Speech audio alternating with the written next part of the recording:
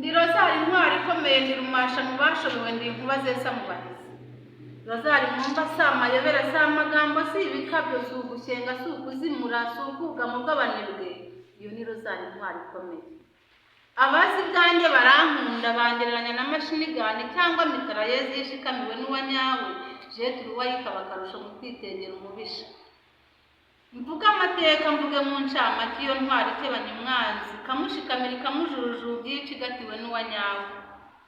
Ifite akamaro mu byiza, mu yo kwishima turasuga ijuru ryose rikururuka, tugatera impundu Yesu avuka, aho ataguze agana mu ngoro, agatangira kwigisha no gukangaranya ab'indorerezi. Iyo mpinduye mvunura n'urumuri muri batisimu ya Yesu intwari tutakangwaho rukomeye, ububasha bwa mbere ahitwa ikana, duhaza ibyiza ngo tube intwari, tubona ifunguro ridutunga ngo dushyire agatima intengero.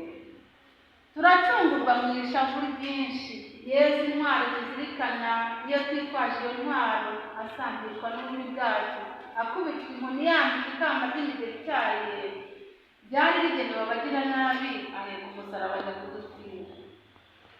Ikuzo ry'ijuru ryihishira abarikoreye riraganza, dore ugutsinda dore umutsinda, umuseke we uratenguka, ijuru ritakunanirana. Roho Mutagatifu atambutsa amarembo ngo yinjire umwari umwambariro jambo, ashagawe n'abamarayika.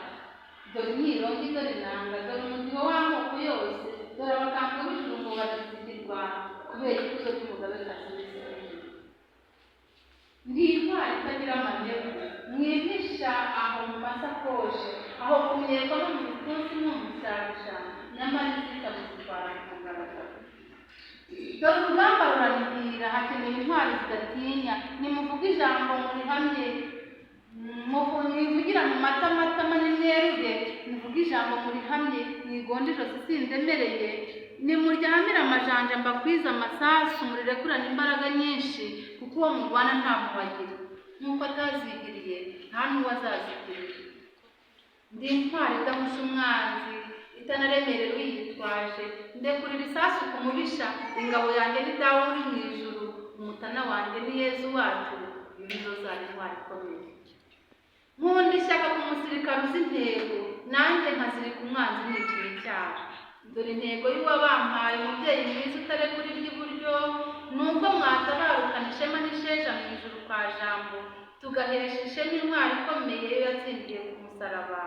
Murate intwaro bana banjye, nimuhaguruke tuyitwaze, intwari idatetereza, intwari ku rugamba, dutsinde ubute, dutsinde ibitotsi, dutsimbure umwanzi duteza kwigunga, tuvuge ibigwi by'iyo ntwaro yihanga muri byananiranye, igaconga utununga turi mu mutima, igatuza abatatanye, igatana no gutanika abanga ituze, bo bayibona bakikanga. Iyo ni Rozari intwari ikomeye. Tuvuga kenshi, dusubiramo kenshi, inshuro 20 zisaga ngo dusabe inema runaka na naka, ndetse akenshi tugaceceka gatoya tuzirikana iyo nema n'akamaro kayo. Buri wese ava mu isengesho yishimye ndetse yigengesere ngo atayihugana. Ese waba uzi inema yawe ntawe uhagaze ku rugamba?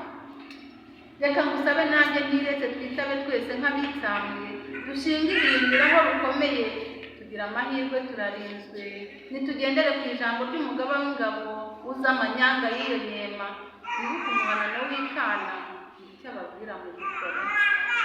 Nidutabare kwitabara hatagize n'umusigara inyuma, turengere urubyaro rw'ejo hazaza, tuzagire ijabo rigushinjarira gitwari.